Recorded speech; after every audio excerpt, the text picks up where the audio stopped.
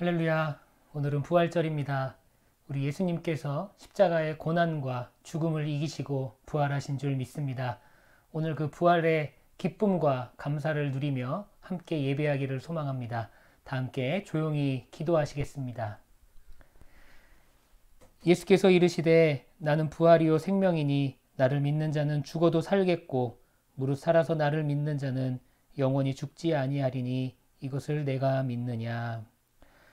죽음의 권세를 이기고 부활하신 우리 주님을 찬양합니다. 부활의 주님을 우리의 구주로 온전히 영접하고 언제나 부활의 감사와 감격과 기쁨을 누리며 살게 하옵소서. 예수님의 이름으로 기도드립니다. 아멘. 아멘. 네, 우리 다 함께 평화 인사 나누시겠습니다. 할렐루야. 우리 예수사랑교회 모든 교우님들 늘 평안과 또 사랑과 은혜가 넘치는 귀한 하루를 살게 되시기를 소망합니다. 우리 이 시간에 먼저 하나님을 찬양하는 시간 갖겠습니다. 우리 기쁨으로 주님의 부활하심을 함께 찬양하겠습니다.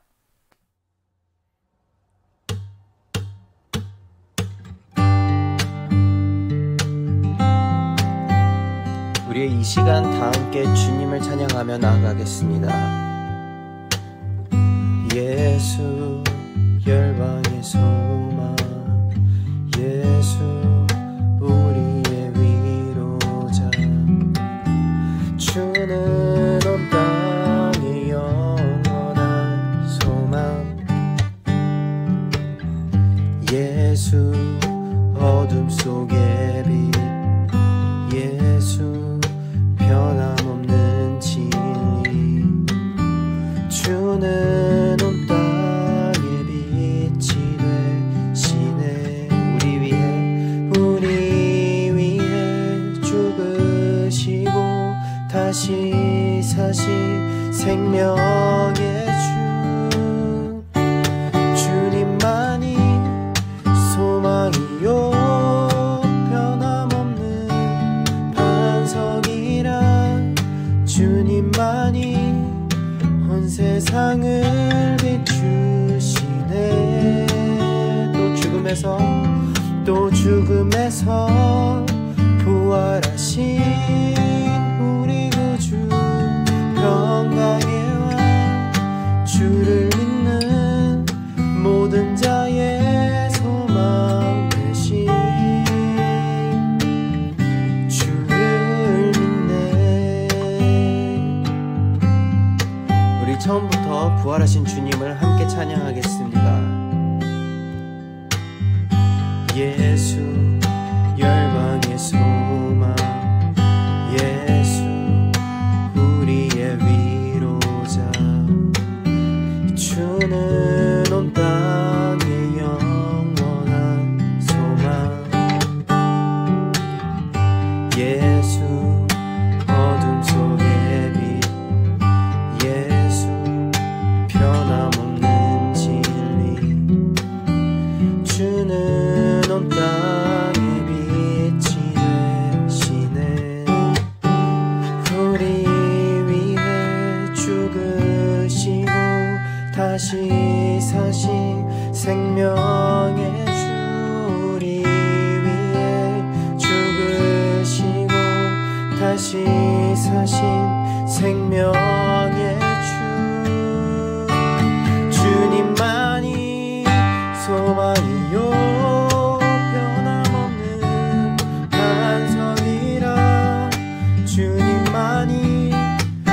세상을 비추시네. 또 죽음에서 부활하신 우리 구주, 평강의 왕, 주를 믿는 모든 자의 소망 되신 주님만이 소망이요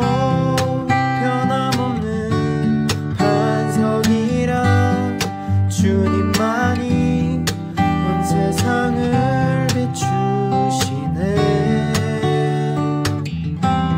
또 죽음에서 부활하신 우리 구주, 평강의 왕, 주를 믿는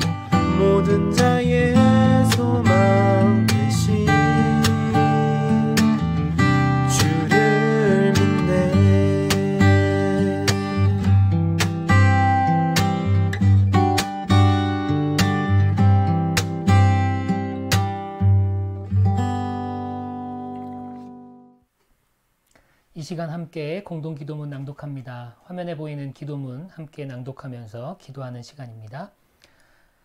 창조와 구원의 주 하나님, 하늘이 하나님의 영광을 선포하고 궁창이 그의 손으로 하신 일을 나타냄을 바라보며 사망의 권세를 이기시고 부활하신 예수님께 성령 안에서 진실하게 드리는 저희들의 예배를 받아 주옵소서. 영원부터 영원까지 홀로 영광을 받으시기에 합당한 아버지 하나님, 하나님을 반역한 사람을 위하여 독생자를 이 땅에 보내셔서 십자가에 죽게 하심으로 구원과 생명의 길을 열어주신 그 사랑의 감사와 찬양과 영광을 드립니다. 근본적으로 하나님과 동일 본질을 가지셨음에도 불구하고 하나님과 동등됨을 취하지 아니하시고 인간의 몸을 입으시고 이 땅에 오셔서 친히 십자가 위에서 우리의 모든 죄를 담당하시고 죽으신 성자 예수님께 감사와 찬양 영광을 드립니다. 아버지와 아들의 영으로 사람들에게 찾아오셔서 예수님을 자신의 주와 구원자로 영접할 수 있도록 역사하시고 하나님의 거룩한 뜻대로 살아갈 수 있도록 거룩한 능력을 주시는 성령 하나님께 감사와 찬양 영광을 드립니다. 오늘도 전 세계 모든 공교회가 드리는 예배를 기쁘게 받아주시고 본질에는 일치하고 연대하며 비본질에는 자유로운 교회가 되게 하옵소서. 부활의 첫 열매가 되시는 예수 그리스도의 이름으로 기도드립니다. 아멘. 아멘. 이 시간 다 함께 하나님 말씀 봉독하시겠습니다. 오늘 우리에게 주시는 하나님 말씀은 신약성경 마가복음 16장 1절에서 11절까지의 말씀입니다.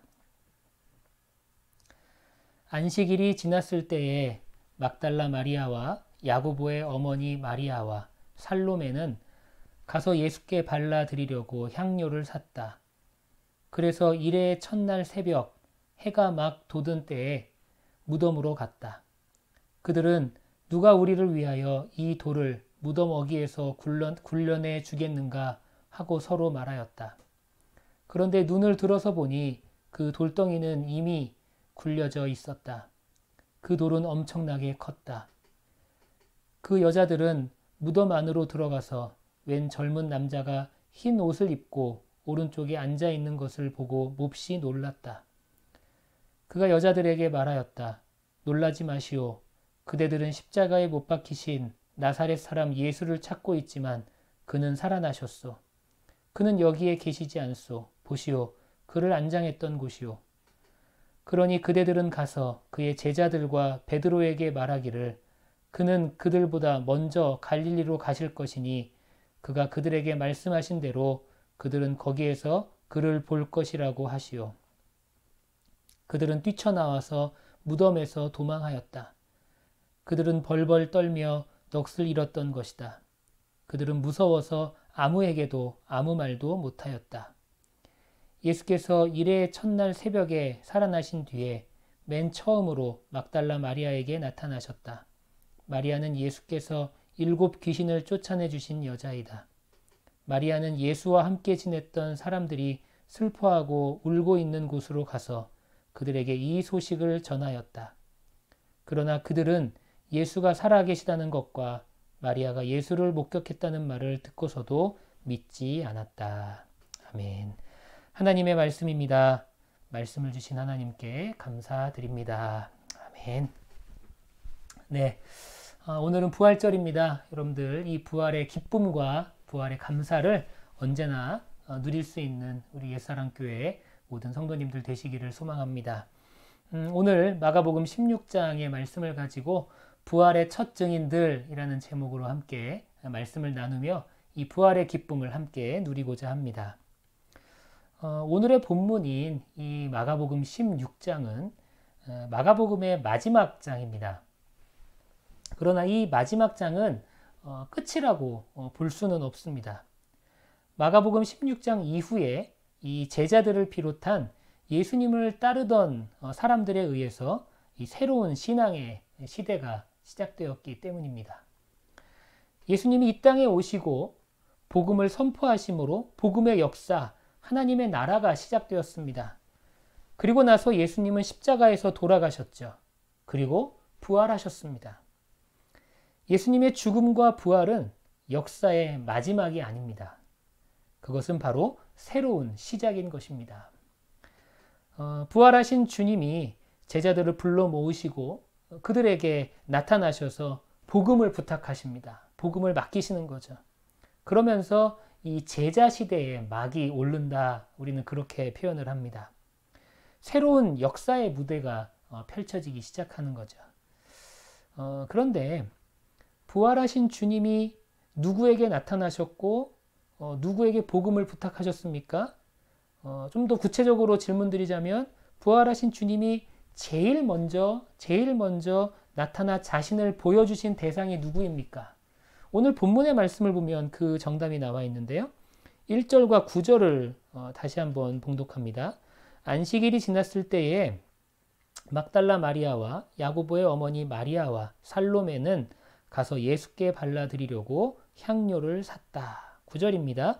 예수께서 일의 첫날 새벽에 살아나신 뒤에 맨 처음으로 막달라 마리아에게 나타나셨다. 마리아는 예수께서 7 귀신을 쫓아내 주신 여자이다. 여러분, 오늘 본문을 통해서 우리가 알 수 있는 사실이 무엇입니까? 예수님이 누구에게 가장 먼저 자신을 보여주셨죠? 바로 막달라 마리아였습니다. 막달라 마리아는 오늘 성경에 나온 것처럼 7 귀신에게 사로잡혀서 아주 어두운 인생을 살던 그런 여인이었습니다. 뿐만 아니라 사회로부터 소외당하고 다른 사람들의 주목을 받지 못했던, 평범했던, 아니 어쩌면 평범하지도 못했던 그런 삶을 살았던 여인이었죠. 그런데 부활하신 주님이 그 여인에게 가장 먼저 나타나 주셨습니다. 그리고 그 여인에게 복음을 부탁하셨습니다. 주님은 왜 이렇게 이 막달라 마리아와 같이 평범한 사람에게 먼저 보이셨을까요? 그리고 왜 그 평범한 사람들을 사용하셨을까요? 그들이 단지 평범했기 때문만은 아닐 것입니다. 분명 어떤 이유가 있을 것이에요. 오늘 우리는 말씀을 통해서 그 이유를 한번 추적해 보면서 함께 은혜를 나누고자 합니다. 가장 먼저 예수님께서 자신을 드러내 주신 그 사람들은 주님의 은혜를 굉장히 깊이 체험한 사람들이었기 때문에 주님으로부터 그런 쓰임을 받을 수 있었음을 우리는 알게 됩니다. 막달라 마리아를 포함한 이 여인들은 어떤 사람들이었는지, 그리고 그들이 예수님과 처음에 어떻게 만났고 예수님과 어떤 관계를 맺고 있었는지 누가복음 8장에 보면 굉장히 자세하게 기록이 되어 있습니다. 누가복음 8장 1절에서 3절까지의 말씀을 봉독합니다. 그 뒤에 예수께서 고을과 마을을 두루 다니시면서 하나님의 나라를 선포하며 그 기쁜 소식을 전하셨다. 12 제자가 예수와 동행하였다. 그리고 악령과 질병에서 고침을 받은 몇몇 여자들도 동행하였는데 7 귀신이 떨어져 나간 막달라라고 하는 마리아와 헤롯의 청지기인 구사의 아내 요한나와 수산나와 그 밖에 여러 다른 여인들이었다. 그들은 자기들의 재산으로 예수의 일행을 섬겼다. 여러분, 성경에는 이 예수님을 따르는 대표적인 인물들로 12명의 제자들이 기록되어 있습니다. 그래서 우리는 가끔 예수님이 이 12명의 제자들만 사용하셨다고, 그들만 부르셨다고, 또 그들과 동행하셨다고 그렇게 오해할 수도 있습니다. 결코 그렇지 않다는 거죠. 오늘 말씀을 우리가 읽은 본문의 말씀을 보면 이 여인들은, 이 본문에 나타난 여인들은 자신들의 소유를 다 팔아서 예수님을 섬기면서 그들만의 사명을 감당하고 있었음을 우리는 알 수 있습니다. 그리고 2절에 보면 그들이 왜 예수님을 자신의 재산, 자신의 소유를 들여서까지 예수님을 섬기며 예수님의 공동체를 섬겼는지 나와 있는데 2절에 보면 예수님을 통해서 귀신이 쫓겨나가고 그리고 질병으로부터 자유함을 얻은 그런 여인들이었다라는 겁니다. 눌려있던 상태에서의 영혼의 자유를 맛봤고 또 정신적으로 새로움을 체험했던 사람들, 육체적으로도 새로움을 체험했던 사람들, 그런 큰 은혜를 경험했던 사람들이 바로 이 여인들이었습니다. 이들은 모두 예수님으로부터 정말로 큰 은혜를 경험한 사람들이었다라는 거죠. 여러분, 특별히 이 여인들이 경험한 은혜는 굉장히 값비싼 은혜였습니다. 무슨 의미입니까? 이 값비싼 은혜라는 표현은 주님께서 그 은혜를 베푸시기 위해서 주님께서 어떤 대가를 지불하셔야 했다라는 겁니다. 여인들을 만나서 치유해 주신 후에 예수님께서는 창녀와 세리의 친구라는 그런 조롱 섞인 별명을 가지셔야 했습니다. 물론 예수님께서 이 별명을 절대로 수치로 여기시진 않았을 거예요. 그럴 리가 만무합니다. 아무튼 예수님께서는 이들에게 은혜를 베풀어 주시기 위해 어떤 대가를 지불하실 수밖에 없었다는 거죠. 사람들로부터 조롱을 받아야 했고 또 사람들로부터 무시도 받아야 됐습니다. 그러나 그런 것들을 다 감안하셔서도 예수님께서는 이들에게 놀라운 은혜를 베풀어 주셨다라는 겁니다. 여러분, 우리를 자유케 하시고 새롭게 하시기 위해서 주님께서 대가를 지불하셨습니다. 그 대가를 지불하신 가장 대표적인 사건이 바로 십자가의 사건이에요.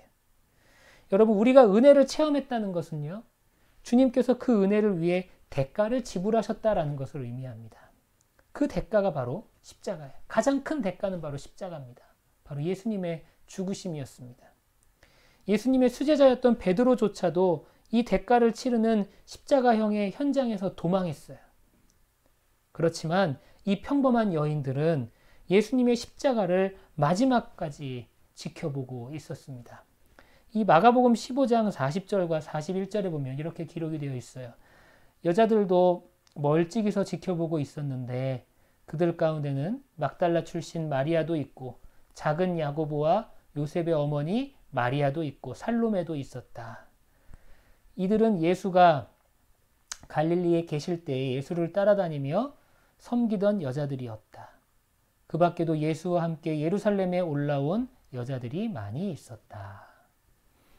예수님께서 십자가에 매달리시는 그 순간에 그분을 찾아서 그 현장에 있었던 여인들의 이름이 기록되어 있습니다.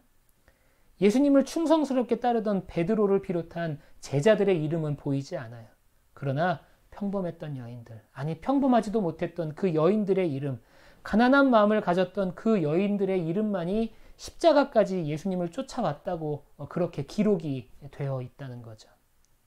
왜냐하면 이들은 예수님의 은혜를 그 누구보다도 깊이 알고 체험한 사람들이었기 때문에 그렇습니다. 자신들을 위해 희생하시고 자신들을 위해 대가를 치르시는 그 예수님의 은혜를 이들은 알고 있었기 때문에 십자가를 지시는 그 현장까지 이 여인들은 따라올 수 있었다라는 거죠. 여러분, 예수님께서 베풀어 주신 은혜의 참 의미를 알던 이 평범한 여인들을 부활 후에 예수님께서 먼저 만나 주신 것이 어떻게 보면 당연한 것 아니겠습니까?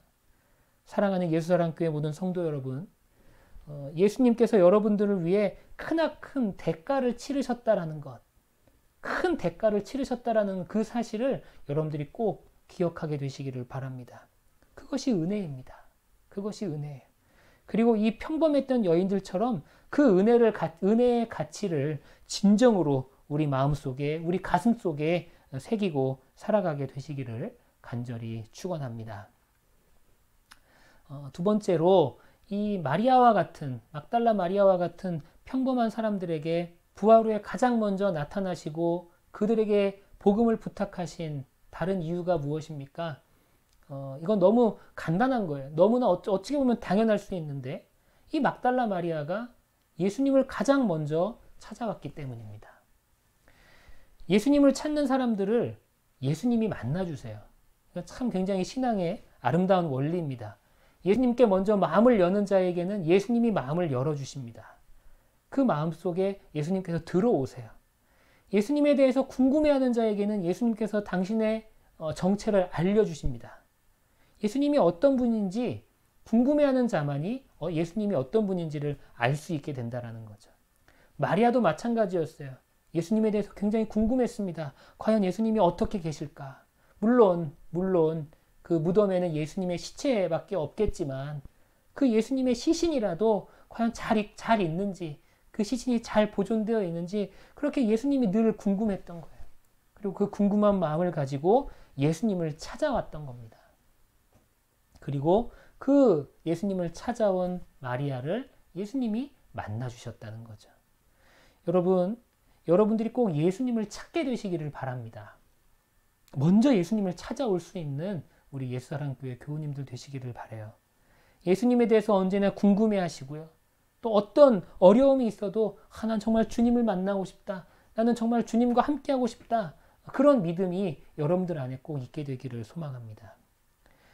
여러분, 이 마리아에게는요, 사실 예수님께로 나아가는데, 예수님의 무덤가로 나아가는데 굉장히 큰 어려움이 있었습니다. 예수님을 만나는데 방해가 되는 것이 많이 있었다라는 거죠. 다른 복음서에 의하면 예수님의 무덤은 로마의 군인들이 지키고 있었습니다. 그렇기 때문에 여인들의 몸으로 이 로마의 군인들이 지키고 있는 이 무덤을 찾는다는 것은요, 굉장히 어려운 일이었을 것입니다. 굉장히 위험한 일이었죠. 그리고 이 무덤을 막고 있는 커다란 돌도 이 여인들이 해결할 수 없는 문제였습니다. 여러분, 당시의 이 무덤은요, 우리가 생각하는 어떤 땅에 시신을 묻는 개념의 그런 무덤이 아니에요. 그런 개념의 무덤이 아니고, 여러분들이 어떤 성화나 어떤 영화나 이런 장면을 보시면 예수님의 무덤이 어떻게 되어 있습니까? 동굴 같은 곳에 예수님의 이 시신이 안장이 되고, 그리고 거기를 큰 돌로 이렇게 막죠. 그러니까 무덤의 이 모습이 우리가 생각하는 그런 무덤의 모습과는 굉장히 다른 거죠. 큰 돌이 그 무덤을 막고 있었다는 겁니다. 그러니까 여인들의 몸으로 연약한 여인들이 그 큰 돌을 옮길 수도 없었을 거예요. 그럼에도 불구하고 그런 어려움들이 있었지만, 그럼에도 불구하고 예수님이 궁금해서 예수님을 찾아온 이 여인들이 있었다는 겁니다. 여러분, 우리 또한 예수님을 만나러 가는데, 또 우리가 예수님을 더 궁금해하고 우리의 신앙을 좀 더 발전시키고 그러고자 하는 그 상황이 사실은 쉽지만은 않습니다. 방해하는 것들이 많다는 거죠. 때로는 바쁜 내 모습들, 바쁜 내 현실이 방해할 수도 있고요. 그리고 교회 안에서의 어떤 사람과 사람 사이의 관계 때문에 내가 주님께로 나아가는데 어려움을 느낄 수도 있습니다. 내가 예수님께로 나아가는 데 있어서 방해하는 것들이 분명히 있다는 거죠. 여러분, 요즘 같은 시기가 그런 방해거리가 참 많은 것 같습니다. 이 코로나 시대를 겪으면서 우리가 신앙으로 나아가는데 참 많은 방해거리가 생겨났습니다. 특별히 우리가 많이 게을러지는 것 같아요. 영상으로 예배드리고 편하게 예배드리고 하다 보니까 우리가 스스로 참 많이 게을러지면서 그 게으름 때문에 예수께로 나아가는데 큰 방해를 얻기도 하는 것 같습니다. 어찌됐든 이 여인들은 그런 어려움이 있었지만 그 어려움에도 불구하고 예수님께로 나아왔다는 게 중요한 거예요. 그러니까 여러분들도 혹시 예수님께로 나오는데, 또 신앙으로 나아가는데 어려움이 있더라도 그 어려움을 극복하시고 일단은 나오게 되시기를 바랍니다. 일단은 나오세요. 일단 믿음으로 나오십시오. 그런데 나왔는데, 이 여인들도 그렇고 이 여인들이 예수님께로, 예수님의 무덤으로 나왔는데 한 가지 문제가 더 생겼어요. 당연히 그 자리에 예수님이 계신 줄 알았어요. 그 자리에 당연히 예수님의 시체가 있는 줄 알았어요. 시신이 있는 줄 알았어요. 그런데 이들이 직면한 문제는 무엇입니까? 그 자리에 예수님이 안 계신다는 거예요. 여러분, 요한복음 20장 11절과 12절은 이 지금 오늘의 본문의 말씀을 좀 다른 시각에서 보고 있는데, 제가 봉독합니다. 그런데 마리아는 무덤 밖에 서서 울고 있었다. 울다가 몸을 굽혀서 무덤 속을 들여다보니 흰 옷을 입은 천사 둘이 앉아 있었다. 한 천사는 예수의 시신이 놓여 있던 자리 머리맡에 있었고, 다른 한 천사는 발치에 있었다. 여러분, 요한복음 20장은 오늘 우리가 읽은 본문을 조금 더 자세하게 이제 설명을 해주고 있습니다. 이 마리아를 비롯한 여인들이 아까도 말씀드렸던 그런 어려운 상황을 다 극복하고 예수님께로 나아왔어요. 그런데 이게 어찌된 일입니까? 예수님이 그 무덤 안에 안 계신다는 거예요. 예수님을 찾을 수가 없었어요. 분명히 이 무덤 안에 계셔야 하는데, 이 자리에 예수님의 시신이 이렇게 눕혀 있어야 되는데 이 여인들은 예수님을 찾을 수가 없었다라는 거죠. 여러분, 이 본문을 통해서 우리가 알 수 있는 것이 무엇입니까? 우리가 범하기 쉬운 착각 중에 하나가 내 마음 속에 예수님, 내 생각 속에 예수님, 내 경험 속에 예수님입니다. 분명히 여기 계셔야 되는데, 분명히 여기 계실 것인데, 그런 생각을 가지고 우리가 예수님께 나온다는 거죠. 그런데 예수님은 그런 우리의 생각을 뛰어넘는 분이십니다. 그런 생각, 우리의 생각 위에 계시는 분이시죠. 여러분, 여러분들의 생각 안에 예수님을 가두지 않게 되시기를 바랍니다. 우리가 생각하는 예수님이 예수님의 전부는 아니에요. 내가 경험했던 예수님, 내가 알고 있는 예수님이 예수님의 전부는 아니라는 겁니다. 여러분, 예수님이 어디에 계셨습니까? 오늘 본문에 보면 요한복음 20장 13절부터 16절까지 오늘 좀 말씀을 좀 많이 읽는 편인데 한번 쭉 읽어보겠습니다. 요한복음 20장 13절에서 16절입니다. 천사들이 마리아에게 말하였다. 여자여 왜 우느냐? 마리아가 대답하였다. 누가 우리 주님을 가져갔습니다. 어디에 두었는지 모르겠습니다. 이렇게 말하고 뒤로 돌아섰을 때에 그 마리아는 예수께서 서 계신 것을 보았지만 그가 예수인 줄은 알지 못하였다. 예수께서 마리아에게 말씀하셨다. 여자여 왜 울고 있느냐? 누구를 찾느냐? 마리아는 그가 동산지기인 줄 알고 여보세요. 당신이 그를 옮겨 놓았거든 어디에다 두었는지를 내게 말해주세요. 내가 그를 모셔가겠습니다 하고 말하였다. 예수께서 마리아야 하고 부르셨다. 마리아가 돌아서서 히브리 말로 라부니 하고 불렀다. 그것은 선생님이라는 뜻이다.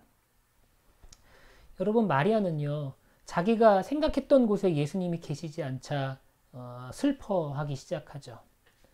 마리아는 아마 예수님의 시신을 누군가가 훔쳐갔다고 그렇게 생각했을 것입니다. 그래서 예수님을 찾기 위해 노력했어요. 예수님의 행방을 천사들에게도 막 물어봅니다. 너무 간절히 예수님을 찾았지만 예수님은 무덤에 계시지 않았어요. 그런데 예수님은 정말 의외로 어디에 계셨냐면 바로 마리아의 뒤에 계셨다라는 겁니다. 전혀 생각지도 못했던 곳, 바로 자신의 등 뒤에서 예수님을 만났던 것입니다. 여러분, 예수님은 우리의 생각이나 우리의 경험 속에서만 만날 수 있는 그런 분이 아니라는 거예요. 가끔은 전혀 예상치도 못했던 곳에서 우리를 만나 주시죠. 우리가 경험하지 못했던 곳에서 우리의 이름을 불러주십니다. 또 우리의 생각과는 전혀 다르게 우리를 만나주기도 하십니다. 이런 분이 바로 예수님이시라는 거예요. 사랑하는 여러분 예수님을 만나기 위해 이 예배에 여러분들 함께 하고 계시지 않습니까? 여러분, 이 예배를 통해서 여러분들 은혜를 사모하고 계시지 않습니까? 그렇다면 여러분들 예수님을 간절히 찾게 되시기를 바랍니다. 어디에서 어떤 모습으로 우리를 만나 주실지 모르는 그 예수님을 우리는 그저 열심히 찾아야 된다는 거예요. 어느 상황에서든지 예수님을 간절히 찾아야 한다는 겁니다. 여러분들 생각 속에 있는 예수님만을 찾지 마시고, 여러분들의 경험과 또 여러분들의 지식 속에 있는 예수님만을 찾지 마시고, 모든 것을 뛰어넘으시고 모든 것을 뛰어넘으시는 그 예수님을 여러분들이 꼭 찾고 만나게 되시기를 간절히 소망합니다. 마리아와 같이 평범한 사람들을 먼저 만나주시고 사용하신 세 번째 이유는 이들은 도저히 믿을 수 없는 사실도 믿음으로 받아들인 사람들이기 때문에 그렇습니다. 사실 마리아를 비롯한 여인들은 처음부터 예수님의 부활을 믿었던 것은 아니었던 것 같아요. 오늘 말씀을 보니까.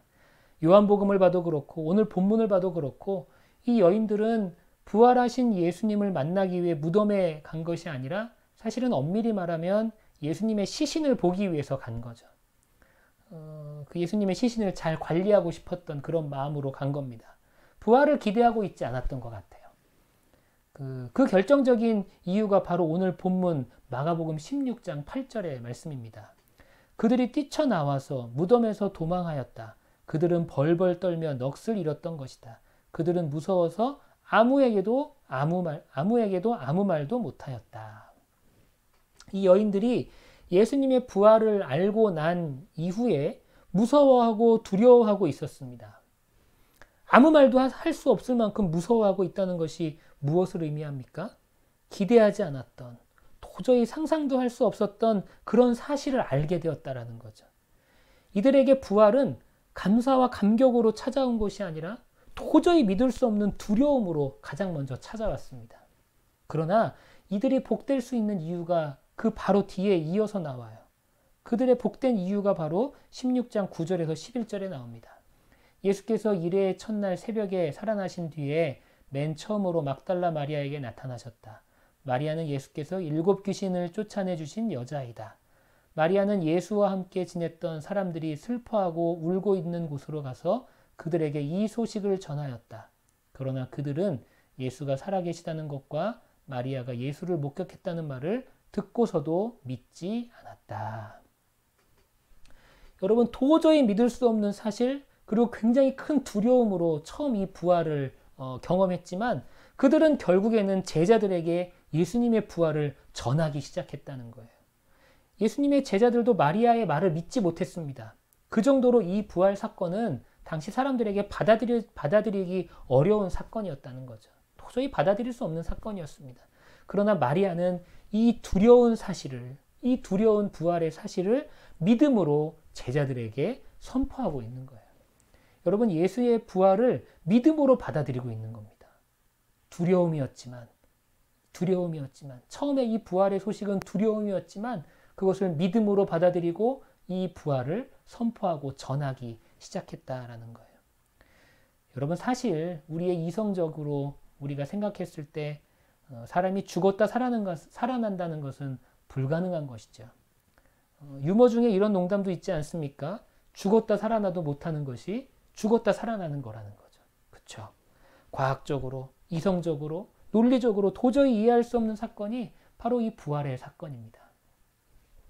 예수님을 믿지 않는 사람들이 이 예수의 부활을 믿는 우리를 보면 참 한심하다고 그렇게 이야기할 때도 있어요. 이해가 갑니다. 제자들도 처음에는 믿지 못했던 것이 바로 이 부활 사건이에요.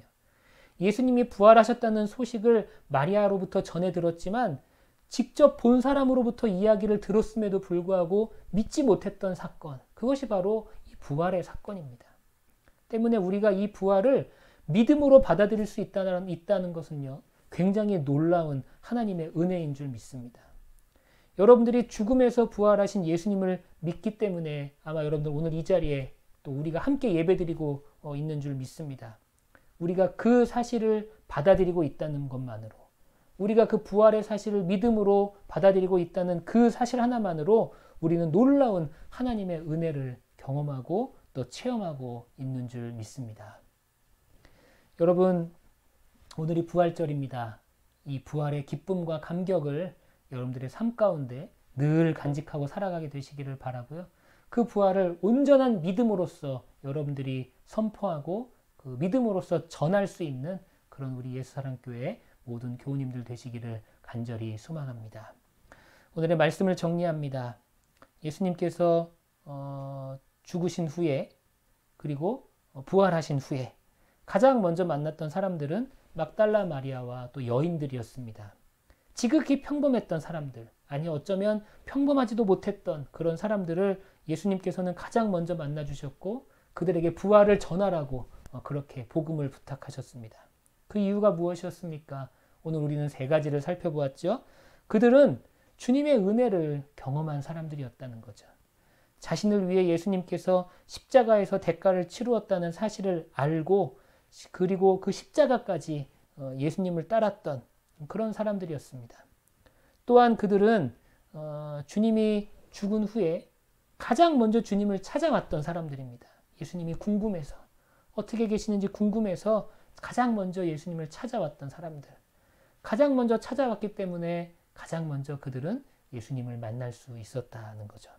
마지막으로 두려움으로 믿기 어려웠던 이 부활의 사건을 믿음으로 받아들이는 사람들이었습니다. 이것이 바로 놀라운 하나님의 은혜였다라는 것이죠. 여러분, 부활의 첫 증인들과 같은 부활의 첫 증인들과 같은 그런 은혜 가운데 살아가시는 우리 예수사랑교회 모든 교우님들 되시기를 간절히 축원합니다. 오늘 이 부활절에 이 부활의 기쁨을 여러분들 만끽하십시오. 그 부활의 기쁨을 만끽할 뿐 아니라 부활의 첫 증인으로서의 삶을 살아갈 수 있는 그런 신앙의 우리 예수사랑교회 모든 교우님들이 다 되시기를 간절히 소망합니다.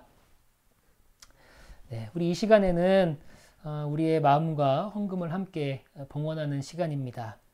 헌금하기를 원하시는 분들은 벤모와 페이팔을 통해서 온라인으로 하실 수 있고요. 그리고 교회로 체크를 보내주셔도 여러분 헌금하실 수가 있습니다. 우리의 마음과 또 우리의 물질을 온전히 하나님께 드릴 수 있는 그런 성도의 삶을 살게 되시기를 바랍니다. 네, 오늘 그럼 제가 이 봉헌하는 헌금을 위해 기도하고 또 축도함으로 예배를 마치겠습니다. 기도하시죠. 전능하시고 자비하신 주님, 오늘 저희들이 이렇게 부활절, 부활의 기쁨과 감격을 함께 누리며 예배할 수 있도록 인도하심을 감사합니다. 우리가 부활의 첫 증인된 삶을 살아갈 수 있도록 인도하여 주옵소서. 하나님의 놀라운 은혜를 전하며 하나님의 놀라운 은혜를 간직하고 살아갈 수 있는 우리 예수사랑교회 모든 교우들이 되게 하시고 우리가 어디에 있든지 십자가의 주님을 전하며 살아갈 수 있는 우리 모든 교우들 될 수 있도록 인도하여 주옵소서. 이 시간 우리들이 주님께 물질을 드립니다. 이 물질 주님께서 흠양하여 주시고 이 물질과 함께 우리들의 마음도 함께 받아 주옵소서. 이제는 우리 구주 예수 그리스도의 은혜와 아버지 하나님의 무한하신 사랑하심과 성령님의 감화 감동 역사하심 충만케 하심이 부활의 기쁨을 함께 만끽하며 또한 부활의 첫 증인된 삶을 살아가기로 작정하는 우리 예수사랑교회 모든 교우들과 또한 그들의 삶의 자리 가운데 이제로부터 영원히 함께 하시기를 간절히 축원하옵나이다. 아멘. 네, 오늘 예배를 모두 마쳤습니다. 여러분 남은 하루도 평안하시길 바라고요.